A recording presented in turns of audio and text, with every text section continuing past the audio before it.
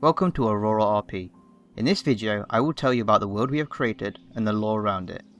Be mindful that your character will not have the information that I am about to give to you today, so without further delay, let's begin.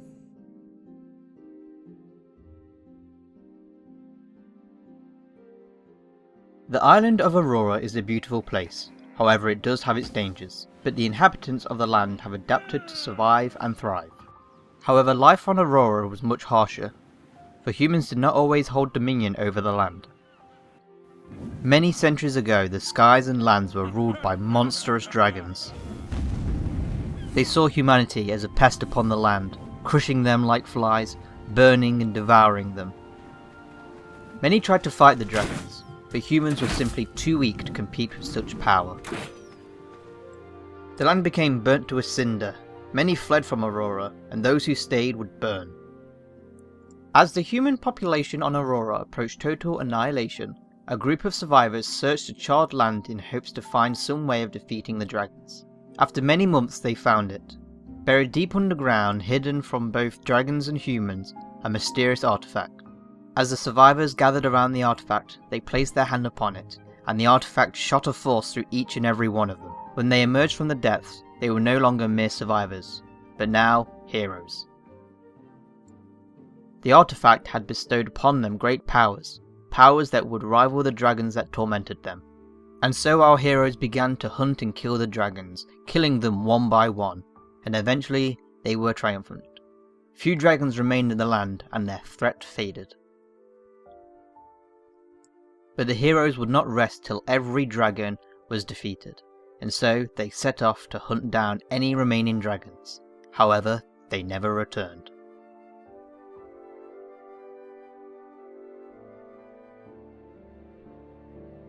Across the land of Aurora you may come across strange towers. Not many people know when or why these were built. For most people they have just always been. The first, the Tower of Ire. Carnal rage lingers in the air around this tower, thick with smoke and sulphur. Mortals getting too close to such a place might become overcome with rage, fury, and random aggression of severe intensity. Second, the Pillar of Decay. Disease swirls around this pillar, with rot and death lingering to all life that comes near. Mortals getting too close might be overcome with various diseases, physical decay, or even mind rot.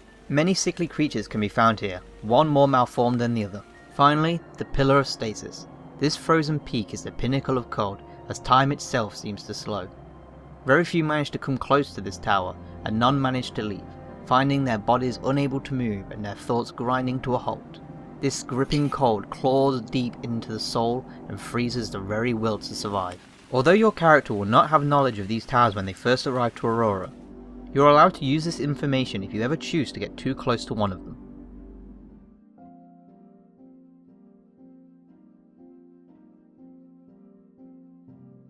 The Redwoods. Beautiful, but highly dangerous. Many people have ventured into the Redwoods, and not many have returned. Those who have chosen to build a home for themselves amongst the trees have found their lives ruined in a blink of an eye, their homes destroyed, animals slaughtered, and families killed. Living in the Redwoods is not impossible, but all should be wary, for one day they could lose it all.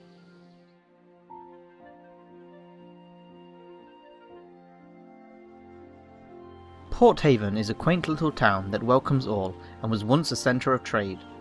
Crafters and tradefolk have always been welcome to set up shop in Port Haven. Port Haven's market day even attracts the attention of offshore traders with exotic goods. It also boasts housing for those wishing to settle down in town. And obviously, what town won't be complete without its own tavern, owned by Abel Huckleby but open for all barkeeps to run. Thank you for watching. To learn more about the mechanics we have implemented on AuroraRP, check out the video to the left. If you have any questions, feel free to ask in our Discord. All information is in the description below.